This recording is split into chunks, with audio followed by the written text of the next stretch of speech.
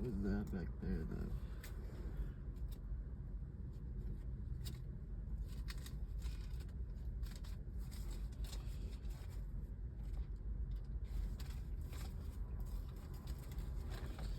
Let me see here.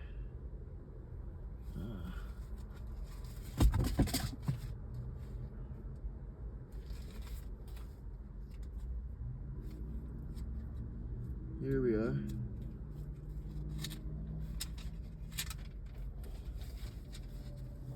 Job.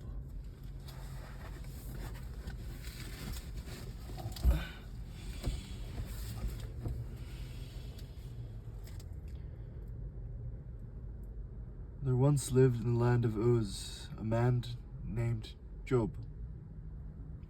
A good man, a God-fearing man who always stayed away from evil. He had a large family of 7 beautiful, handsome sons and 3 splendid daughters. And he was immensely wealthy. For he owned 7,000 sheep, 3,000 camels, 500 teams of oxen, and 500 female donkeys, and employed many servants. He was, in fact, the richest cattleman in that entire area. Every year, when each of Job's sons had a birthday, he invited his brothers and sisters to his homes for a mighty celebration. On these occasions, they would eat and drink many great feasts and merriment. Delicious, delicious. Get drunk off the most magical beers and full sacrifice beefs cooked right over the fire, and birds plucked, cooked with the right spice, pulled together from the harvest from all the places that we collected for this night. Delicious, delicious. For the finest we take from the top of those 7,000 on times of those merriment. And you could imagine what a cream Job had. When these birthday parties ended, and sometimes they lasted several days long, Job would summon his children to him and sanctify them, getting up early in the morning and offering a burnt offering for each of them. For Job said, "Perhaps my sons have sinned and turned away from God and their hearts." This was Job's regular practice.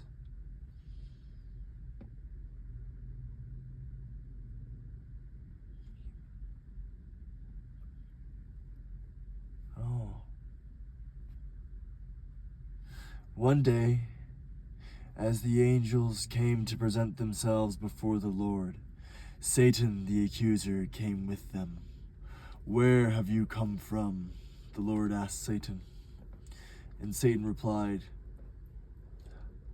"From patrolling the earth." And the Lord asked Satan, "Have you noticed my servant Job? He is the finest man of all of earth, a good man who fears me, a man who I have nothing to do with but evil things. A man who have nothing to do with evil things." "Why shouldn't he, when you pay him so well?"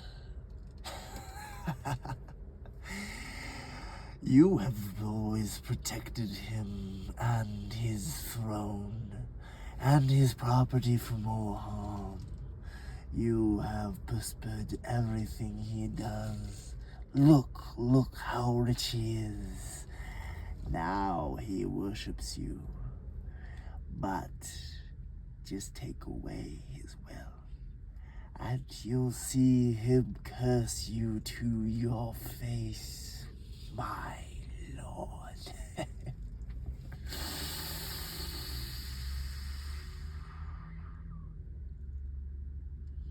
And the Lord replied to Satan,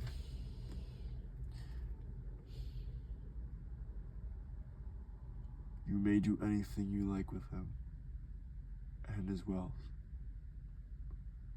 but you may not harm him physically.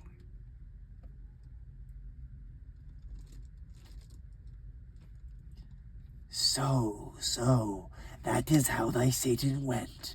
And sure enough, not long afterwards, I went to Job's sons and his daughters. They were dining at the oldest brother's house when I happened to strike. A messenger rushed to Job's home with the news.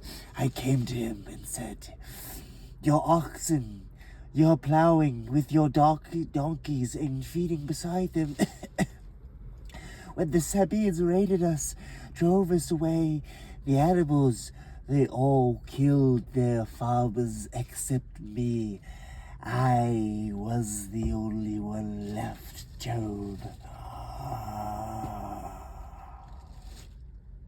While this message was still speaking, another arrived with more bad news. Fire, God has fallen from the heaven and burned up all your sheep and the herdsmen. I alone escaped to tell ye. Before this man finished, still another messenger buzzed in. Three bands of Chaldeans have driven off your camels and killed thy servants alone. Have escaped to tell you it was just me. And as he was still speaking, another arrived. Your sons, your daughters, they were feasting in your oldest brother's home. And then suddenly, a mighty wind swept from the desert and engulfed that house, and the roof fell in on them. They are all dead, Job. And I alone escaped to tell you.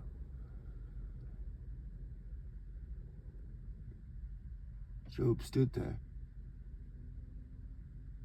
and he tore up his robe in grief. And he fell down before God. I came naked from my mother's womb, he said,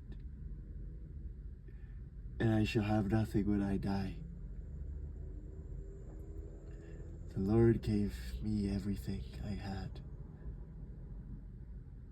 and they were his to take away.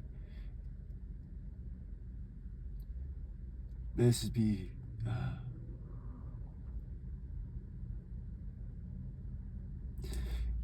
the name of my Lord.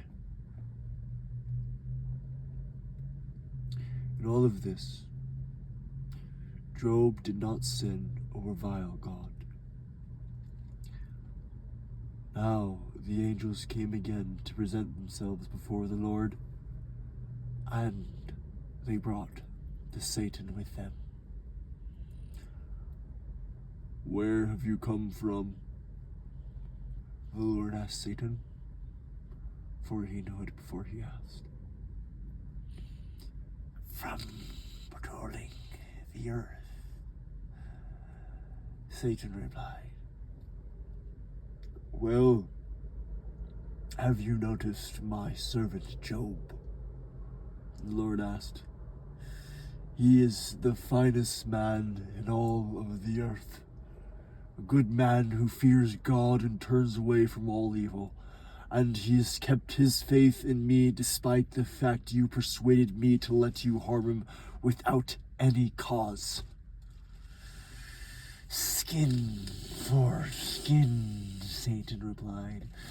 "A man will give thee anything to save his life, to touch the body with the sickness.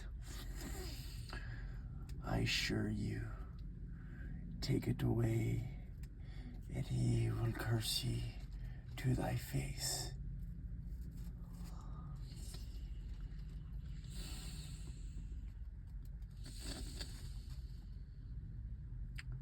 Do with him as you please. Only spare his life.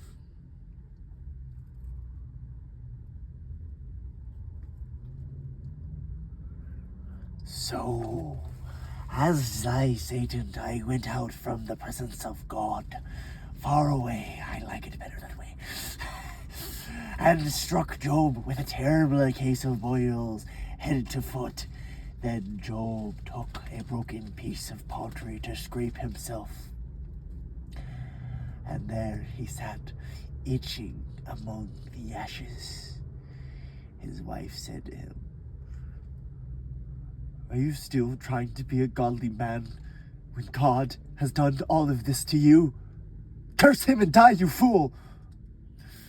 But he replied to her, "Talk like some heathen woman. What did you say? Shall we receive only pleasant things from the hand of God, and never anything unpleasant?" So in all this, Job said nothing wrong. And when 3 of Job's friends heard of all this tragedy that had befallen him, and yea, that he still even loved his madam wife, no kidding, they got in touch with each of each other and traveled from their homes to comfort and console him.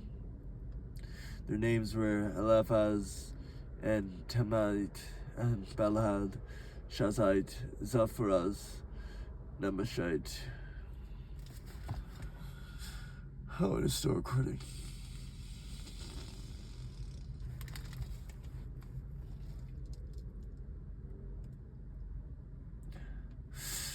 Job was so changed they could scarcely recognize him. Wailing loudly in despair, they tore their robes and threw them in the air. They put them around him. They tore their robes and threw dust into the air and put earth on their heads to demonstrate their sorrow. Then they sat on the ground with him silently for 7 days and nights, no one speaking a word, for they saw that his suffering was too great for words. At last, Job spoke and cursed the day of his birth. Let the day of my birth be cursed, and the night when I was conceived, let that day forever be forgotten. Let it be lost even to God, shrouded in eternal darkness. Yes, let the darkness claim its own forever, and may a black cloud claim its own, and a black cloud overshadow it. May it be blotted off the calendar, never again to be counted among the days of the month of the year. Let the night be bleak and joyless. Let those who are experts at cursing and curse.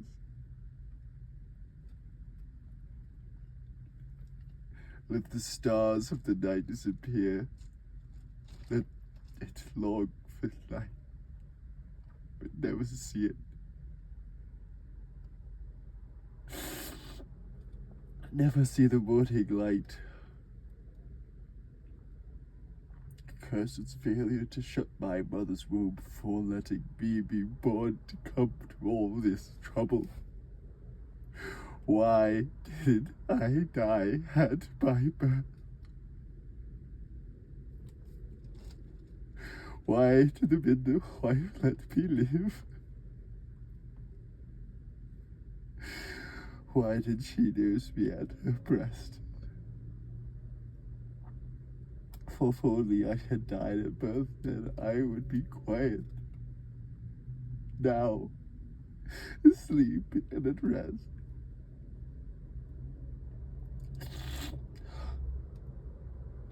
Along with prime ministers, kings, all of them pomp wealthy princes, whose castles are full of rich treasures. Oh, to have been stillborn, to have never breathed or seen the light. For there, in death, the wicked cease troubling, and the weary are at rest.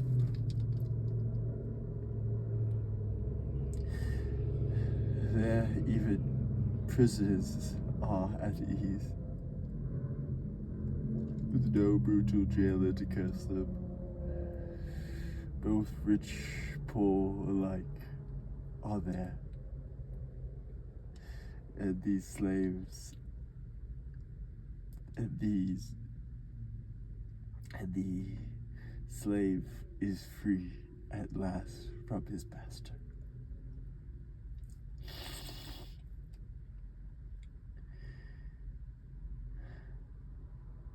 Why should light in life be given to those in misery and bitterness, who long for death and it won't come,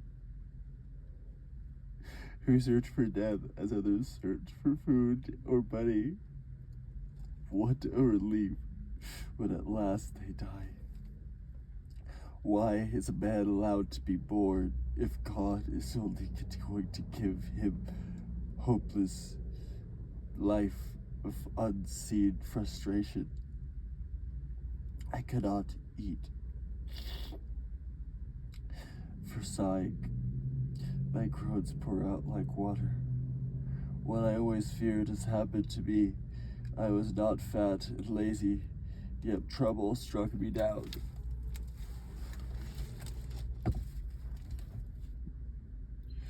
A reply to Job from Bethlehem.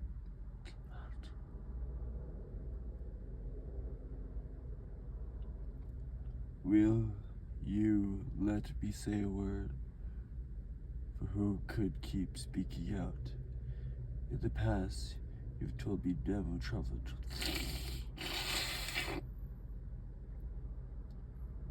This is from reply to Joe from Eliphaz Tabati. I don't remember what that is.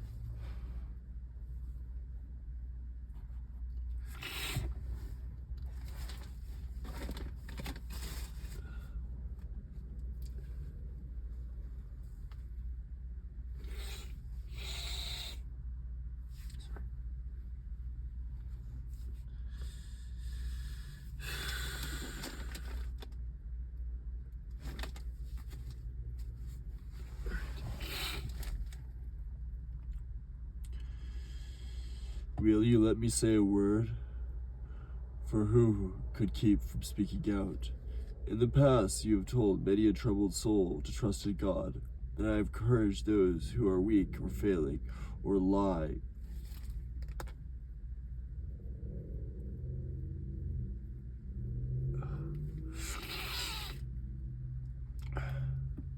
Or lie crushed upon the ground or tempted to despair. But now, when trouble strikes you, you are faint and are broken. At such a time as this, we should not trust in God.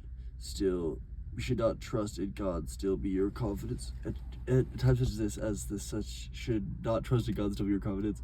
Should you believe that God will care for those who are good? Stop and think.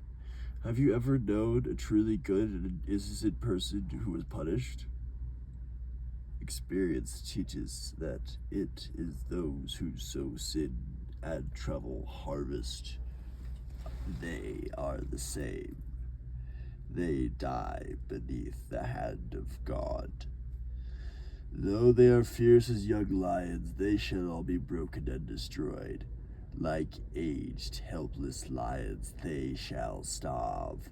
All their children shall be scattered. This Truth was given to me in secret, as though whispered in my ear. It came in a nighttime vision as others slept. Suddenly, fear gripped me. I trembled and shook with terror. As the spirit passed before my face, my hair stood up on end. I felt the spirit's presence, but couldn't see it standing there. Then, out of dreadful silence, came this voice. Is mere man more than just God? Is mere man more just than God, more pure than his creator? If God could not trust his own messengers, or even the angels make mistakes, how much less men made are of dust, who are crushed to death so easily as moths. They are alive in the morning, but by evening they are dead, gone forever, hardly thought from anyone.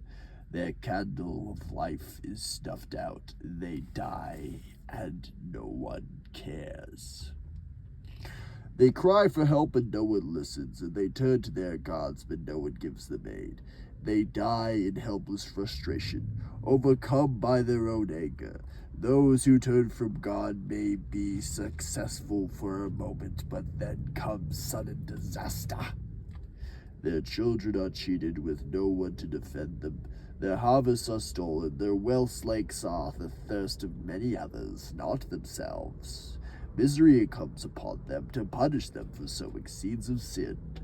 Mankind heeds for sin and misery predictably as a flame shoots upward from a fire. My advice to you is this: go to God, confess your sins to him. For he does wonderful miracles, marvels without number. He sends rain upon the earth to water the fields. He gives prosperity to the poor and to the humble, and takes sufferers to thy safety. He frustrates the plans of the crafty man. They are caught in their own traps. He thwarts their schemes. They grope like blind men in the daylight. They see no better in the daytime than at night. God saves the fatherless and the poor, and the poor from the grasp of these oppressors. And so at last the poor have hope, and the fangs of the wicked are broken. How enviable the man whom God corrects. Oh, do not despise the chastising of the Lord when you are in sin.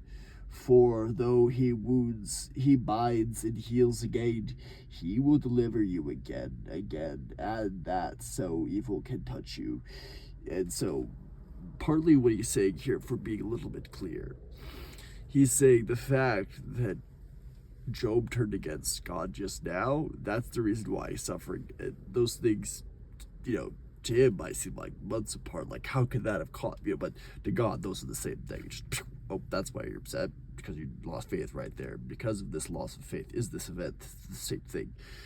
And the suffering you experience in a deep sense is always proportionate to the faith you have. I mean, you suffer, I should say, you suffer, but have faith. Maybe time might slow down a little bit if you don't have faith. You still recording? Seems like it. Why does that image look like that? Okay. I'll figure whatever that is doing.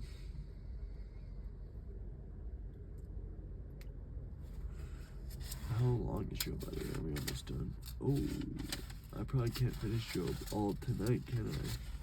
I forgot how long Job was. Should I keep reading Job?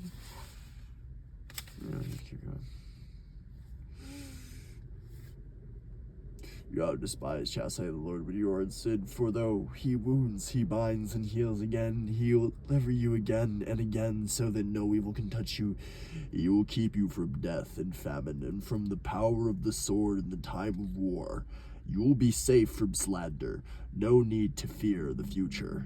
You shall laugh at the time of war and famine. Wild animals will leave you alone. Dangerous animals will be at peace with you. You need not worry about your home while you are gone.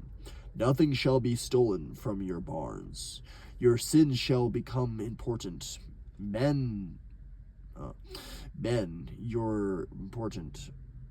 Your sons shall become important men, excuse me. Your descendants shall be numerous as grass. You shall live long, good life, standing grain. Like standing grain, you'll not be harvested until it's time. I've found from experience that all this is true. For your own good, listen to my counsel. Job's reply. Oh, that my sadness and troubles were weighed, for they are heavier than the sands of 1,000 seashores. That is why I spoke so rashly. You know what is occurring to me? I can't emotionally get in the headspace of Job and continue that right now. So in order to read this properly, we'll just stop that right there. Because that's kind of a lot for me to handle.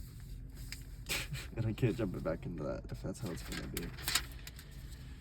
So,